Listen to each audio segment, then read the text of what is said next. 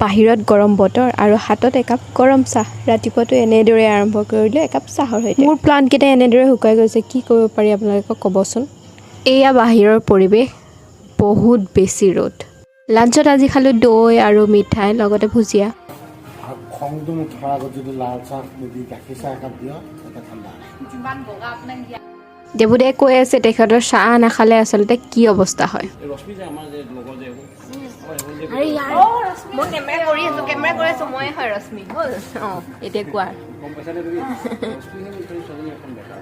তেনেকেতো নাই গা মইতো তাই লগতে থাকো ইমানো নাই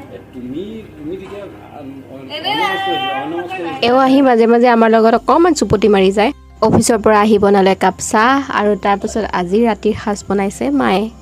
স্পেচিয়েল আছে আজি মটন আছে আৰু লগতে আছে মাছ যিহেতু মই মটন নাখাওঁ মোৰ বাবে বনাইছে মাছ বাৰু আপোনালোকৰ